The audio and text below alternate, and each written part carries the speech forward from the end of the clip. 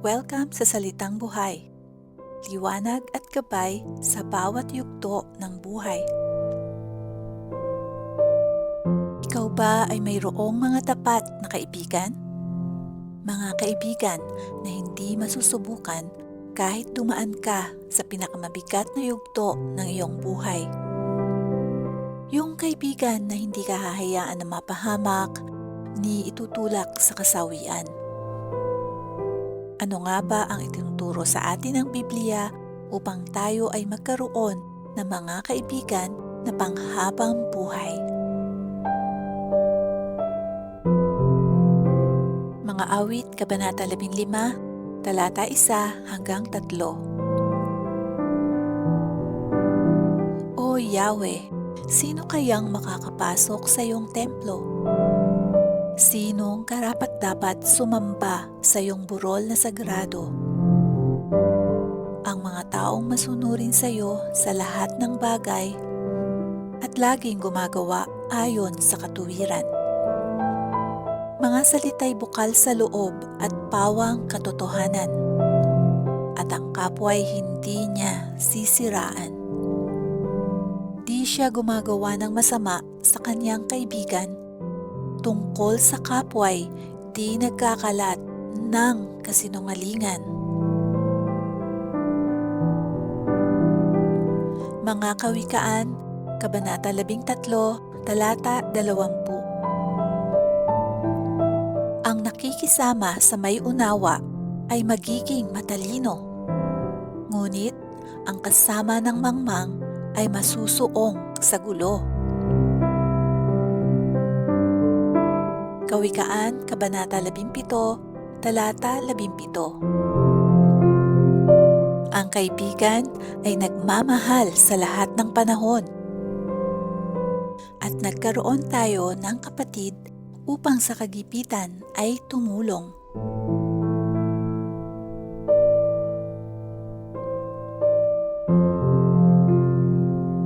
Kawikaan, Kabanata 18, talata 24. May mga pagkakaibigang hindi nagtatagal. Ngunit may pagkakaibigan din na higit pa sa magkapatid ang pagsasamahan.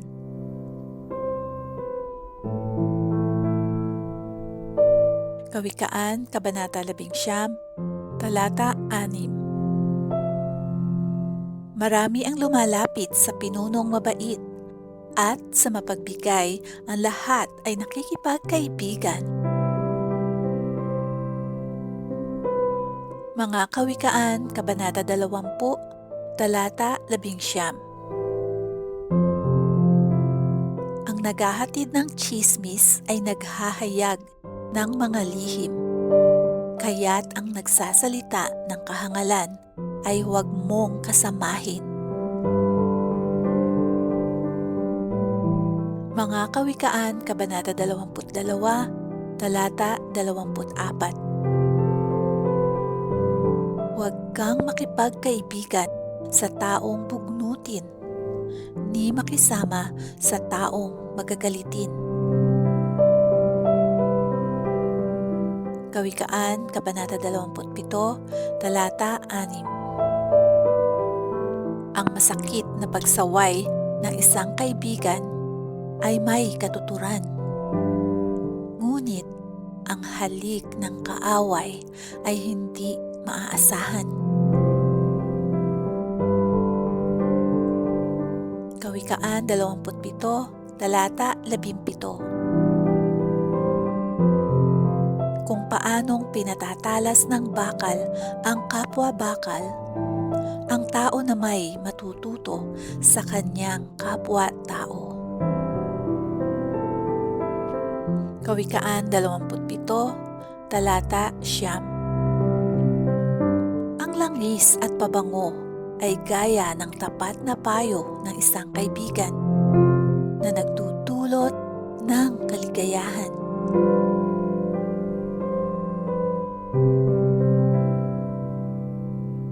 Kawikaan, Kabanata 27, talata 10. Huwag mong pababayaan ang iyong kaibigan o ang kaibigan ng iyong ama. At kung nasa kagipitan ka, hindi ka nahihingi ng tulong sa kapatid mo na nasa malayo. Ang malapit na kapitbahay ay mas mabuti kaysa sa malayong kapatid. Kawikaan, Kabanata 22, Talata 11.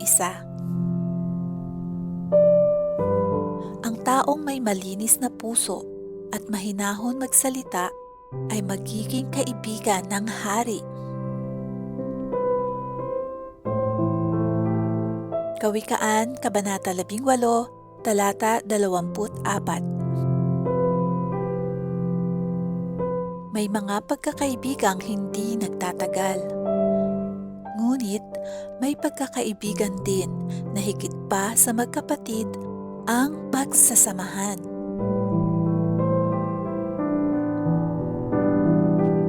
Kawikaan 27, Talata 9. Ang langis at pabango ay gaya ng tapat na payo ng isang kaibigan na nagdudulot ng kaligayahan.